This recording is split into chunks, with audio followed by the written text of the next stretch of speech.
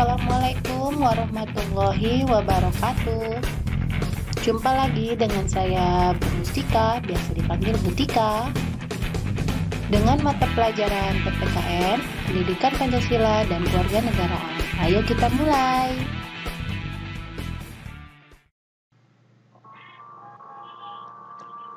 Pembahasan kita kali ini masih berhubungan dengan bab 2, yaitu perlindungan dan penegakan hukum di Indonesia, dengan subbab peran lembaga penegak hukum dalam menjamin keadilan dan kedamaian. Persiapkan diri Anda untuk memahami paparan ini. Perlu kita ingat bahwa jaminan hukum berlaku untuk seluruh warga negara dimanapun dia berada, tidak memandang jenis kelamin ataupun kedudukannya, karena di negara Indonesia jaminan kepastian hukum ini telah diatur di dalam Undang-Undang Pasal 27 Ayat 1 dan Pasal 28D Ayat 1 yang bunyinya ada di tampilan berikut ini. Jadi kita sebagai warga negara Indonesia memiliki hak yang sama atas hukum dan pengakuan dan jaminan perlindungan hukum dari pemerintah di negara kita. Lalu, bagaimana supaya kedua pasal tersebut bisa terlaksana dengan baik? Maka pemerintah membentuk lembaga penegak hukum yang terdiri dari kepolisian, kejaksaan, kehakiman, lalu advokat atau pengacara, dan khusus menangani masalah korupsi, pemerintah membentuk Komisi Pemberantasan Korupsi yang akan saya jelaskan satu persatu. Misalnya, si A melakukan suatu pelanggaran hukum, maka si A akan dibawa ke kepolisian bisa karena pengaduan dari seseorang atau polisi yang datang langsung menangkap si A. Karena wewenang kepolisian adalah menerima pengaduan, melaksanakan pemeriksaan, mengambil sidik jari dan mengumpulkan bukti-bukti yang menyatakan benar bahwa si A melanggar hukum. Pada prinsipnya, kepolisian memiliki tugas memelihara keamanan, ketertiban dalam masyarakat, menegakkan hukum, memberikan perlindungan, pengayoman, dan pelayanan kepada masyarakat. Oleh karena itu, si A langsung dibawa ke kepolisian karena dia mengganggu keamanan dalam masyarakat. Selanjutnya, kepolisian juga melakukan penyelidikan dan penyidikan. Bedanya apa sih? Perbedaannya adalah kalau penyelidikan itu merupakan rangkaian awal yang dilakukan oleh penyidik untuk menggolongkan apakah si A benar-benar melanggar hukum pidana atau bukan.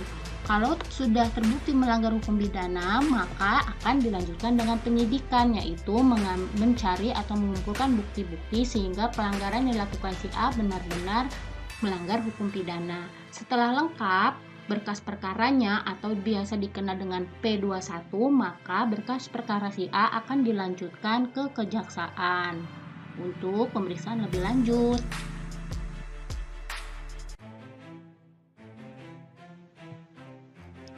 Setelah berkas perkara sampai ke kejaksaan, maka pihak kejaksaan akan memeriksa lagi kelengkapan bukti-bukti dari berkas perkara si A.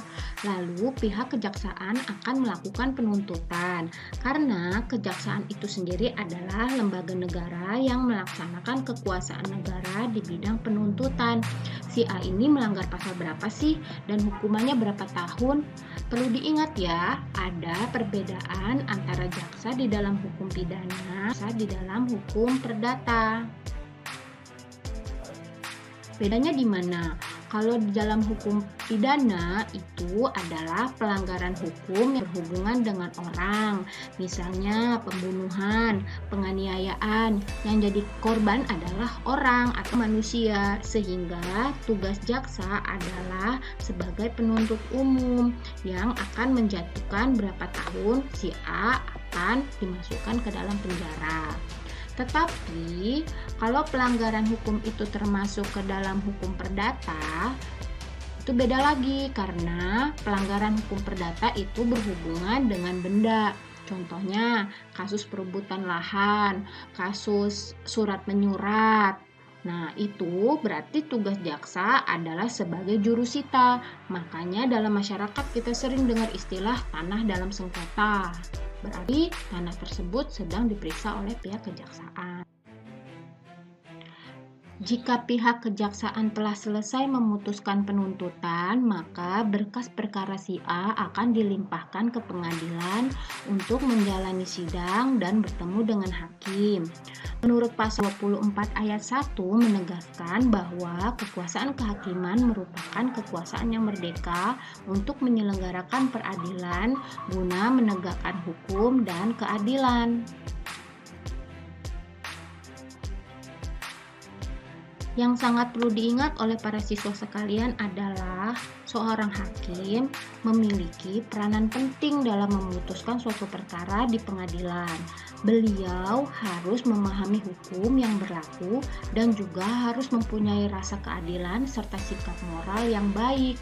Sehingga dalam memutuskan suatu perkara, beliau bisa bertindak sangat-sangat adil dan tidak menyalahi hukum yang berlaku.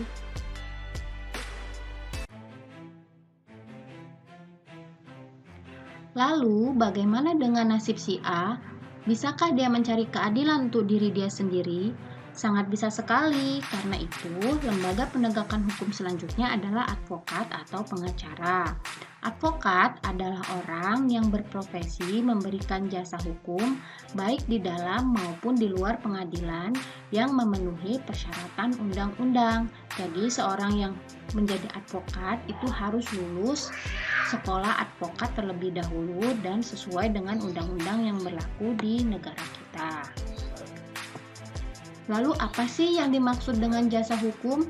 Jasa hukum adalah jasa yang diberikan oleh seorang advokat berupa memberikan konsultasi hukum, bantuan hukum, lalu menjalankan kuasa, mewakili, mendampingi si A, membela si A, dan melakukan tindakan hukum lain untuk kepentingan hukum si A agar si A mendapatkan hukuman yang seadil-adilnya dan sering.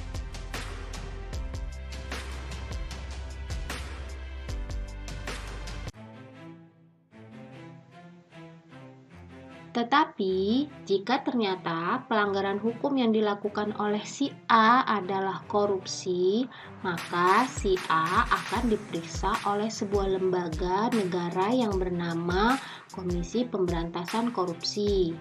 KPK dibentuk tahun 2002. KPK merupakan lembaga yang independen dalam melaksanakan tugas dan wewenangnya.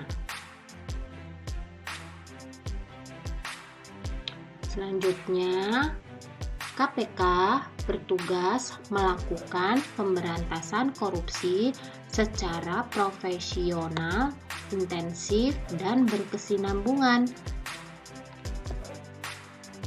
Lalu, hasil dari kerja Komisi Pemberantasan Korupsi akan dipertanggungjawabkan kepada masyarakat dan hasilnya juga disampaikan, dilaporkan secara terbuka dan berkala pada Presiden Republik Indonesia, Dewan Perwakilan Rakyat, dan BPK.